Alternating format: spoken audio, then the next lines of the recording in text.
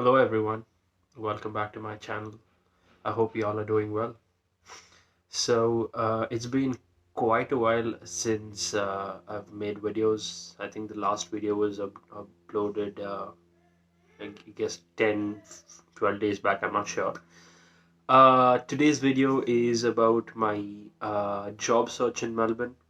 I finally got a job exactly about uh, 15 days of being in Melbourne. I landed a job. And most of you who are watching this video, if y'all are struggling to find a job, or if you guys are under the impression that Melbourne is very hard to find jobs and things of that sort, I'll clarify everything for you in this video. It's not impossible, just so you know, because I was able to do it. You guys will also be able to do that as well. Before we get into the video, I wanted to first tell you guys about my experience in Melbourne. It's been over 18 days. I landed on 10th and today is the 28th. It's amazing. I really love the weather. Most people despise the weather for some reason because it's extremely cold. It goes as low as about 2-3 degrees, which I have not experienced, but in the last 18 days, it was anywhere between 7 degrees to up to 16 degrees. That was the average temperatures, but I'm the guy who loves to sit in bed, have a hot cup of coffee. If it's a gloomy, rainy kind of weather, I love to read a book. I love this kind of a weather. Apart from that, the culture is different, the food is amazing, and especially where I'm staying in my uncle and aunt's house here. We stay in a suburb called Truganina, which is quite far from the city. It's like a 15 to 20 minutes drive from the city. The suburb where we're staying has plenty of Indians. It's like you go to any supermarket, any mall, or any place in the vicinity around here, you're likely about to find at least out of 10 people, 5 people will be Indian. So that's one good thing. But apart from that, one of the main things that I really love about Melbourne is the discipline, basically the road rules, how people drive the vehicles, and how they follow the rules, the traffic signs, everything is amazing. And yeah, I mean that's my overall experience. Besides that, I've not been doing anything. I My college starts about the 25th of July, and I'm free till then. So I had gone to the Great Ocean Road. I had a good vacation for like 3 whole days, and I had my aunt's gender reveal. And yes, it was a girl. So this was the return gifts that I had packed. Like these were the things that I had bought from India. So that went well. And yeah, well, here I am back to YouTubing again. So why this video? Well, um, I've seen plenty of videos before I landed to Australia as to how students or how people who come here, not just to Melbourne, but other places like Sydney, Adelaide, and they find jobs or maybe the job search part quite exhausting. And it was exhausting for me as well, believe me or not. And I just wanted to share with you guys as to what were the challenges I faced, what is a process to approach, and when you arrive here or if you're already in Melbourne, follow these steps. You guys might be able to see some kind of success. That's what the video is for. So let's get to it.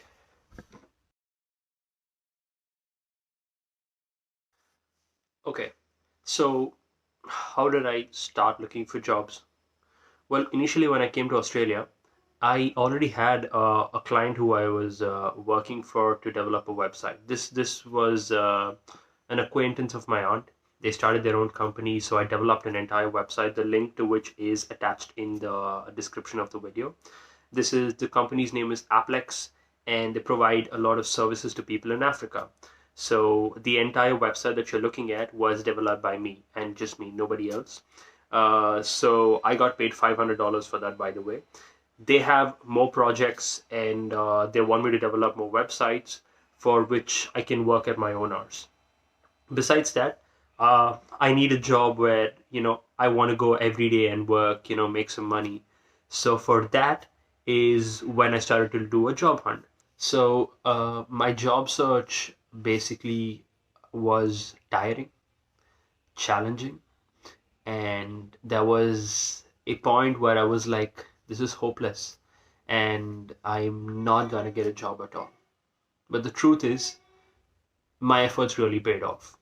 It just paid off. So I tried a conventional way and I tried a non-conventional way. And for me, the non-conventional way really worked out. So when I mean the conventional way, you have job sites like Seek, Adzuna, you have Indeed, you have plenty of these sites here. I created a resume highlighting all my skills, all my work experience, and all of that. I put it out there. Didn't get a single call, right? On the other hand, I had these resumes and I printed a bunch of copies with me. Okay. So normally, before you guys do this process of maybe going in for a job search or maybe handing out your resumes, make sure to first design a resume in the Australian format. There's a specific format, guys, and it's not very different from what we do it from India, but I'll mention a link. I'll also attach the template of my resume in the video as well. Take a look at that, and according to those guidelines, make a resume. Second thing you need to remember is, if you're applying for a job, say a inventory or maybe a waiter in a restaurant, for example, try to highlight those skills which might be asked for that job. Say, like customer handling skills, communication skills. If you guys have skills in bartending or making cocktails, or if you guys have done events prior to that, please mention all of these things, right? So one way is to go through Seek, Indeed, and these sites and apply, which I didn't see any benefit from. On the other hand, whenever we went for shopping, so the most common supermarkets here is Coles, you have Kmart, you have 7-Eleven, you've got Woolworth, you've got plenty of places actually. So what I did is, I went to all of these places in my vicinity. I preferred any place within 5 kilometers radius. The reason is because I don't have a vehicle, and if I have to go to the city, the closest metro station is 4 kilometers from here, 4 to 5 kilometers, and I have to depend on my aunt or uncle to drop me there. So I preferred to first, exhaust my options close by, which was unsuccessful. So what I did is, every time I stepped out for shopping with my uncle or my aunt, I used to just go to the waiters there, or maybe the cashiers or whoever's working in these places, talk to them and ask them, like, guys, do you have any openings? Simple as that. Just have a word with them and ask them, do you have any openings? I'm looking for a job, so and so. It was, I don't know if it's my luck or what, everything was completely stuffed. Nobody was looking for any kind of hiring positions, but they were willing to go ahead, take in my resume, call me when there's an opening in the future, or they were happy to send these resumes to other branches where there might be an opening, which could be a lot of kilometers away. So that option was completely something that I could not consider. So this was a point where I was like, you know what, this is not working out. I literally had given my resume to 7-Eleven. There was this Indian restaurant called Jannat, and Chichas is like this very small food truck. It's a Telangana based food truck. They give you good breakfast in the mornings. All of them were completely staffed. So there were also a few places where my uncle and my aunt had good acquaintances with the managers and workers. Even they were staffed. So nothing was working out. And finally, again, I was in the city, I think about 1.5 weeks back. I'd gone to my aunt's office in Microsoft, and then I was just around South Bank River, which is an amazing place for visitors to just explore that area. You just have to walk around there. When I was doing that, when I was clicking pictures and Instagramming, I saw many restaurants out there. I didn't lose hope. I just went out there and I spoke to the managers and all of them, and I'm like, you know what, here's my resume. You know what, if you guys have openings, I'm willing to join ASAP. I didn't care about how much they were paying. The minimum pay scale is about $19 here. That's the rule. But the average pay scale goes anywhere between 23 to about $26. Some jobs pay you 30, but for starters, say $25. That's a good place to start with. So finally, there was a restaurant called Trinity. It's a very beautiful restaurant located at the South Bank River. They called me. I went on last Monday, not this week, the week before this, and I spoke to the manager. I handed him my resume, and he asked me whether do you want to be in bartending or do you want to be a waiter. I told him I'll be a waiter because I find that something that I can do. Bartending is something that I don't feel much confident about. He's like, come on Friday at 6 p.m. We'll show you the place around, and you'll have to work for 2 hours. And if you do well, then we'll probably select you. I went on Friday. I worked for 2 hours, and luckily the manager there was a Bangalorean too, so we got along well. And he asked me, how do you travel? I told him I travel by train, and he's like, would that be a challenge? And I told him, no, I'll be on time. Turns out they selected me, and I just finished working there for almost 3 days now, and it's been quite a good experience. It's very tiring, I'll be honest with you. I start work from 5 p.m. in the evening, and it goes all the way up to 1 p.m., 1 a.m. in the midnight, because we have people coming even at that time as well. So it's tiring, it's a lot of running around. But the best part about this job is not just the fact that I get paid, but I actually get to interact with so many people. So 95% of the people who come there are Australians. There are a few Indians as well, but I'm happy to get out of my comfort zone, talk to these people. Like, I'm learning about new dishes. Steak has different varieties, which I didn't know. It's got like well done, medium rare, and all of these things. There's so many varieties of spaghetti, and the best part is, at the end of the shift, I get free food too. I get the same restaurant food that is being served to customer. I get to eat that. So that's one of the perks. But otherwise, this is how I landed my job. I just continuously had a bunch of resumes in my hand, and I used to just go around whenever I step out. Even if I step out for any other normal function or an event, I'll keep resumes handy in my uncle's car or somewhere around, because if I meet people who are potential people who can give me a job, or if I want to network with them, I'll just hand out a resume to them. This is the unconventional way that worked out for me. And if you guys are struggling in such a way, I would please advise you guys to carry a resume like this. Second thing, so I plan on getting a PR. So there are few jobs in the skilled occupation list. Now, these are the jobs in Melbourne which are in demand. What I mean by that is, there are shortage of people in Melbourne to do these specific roles.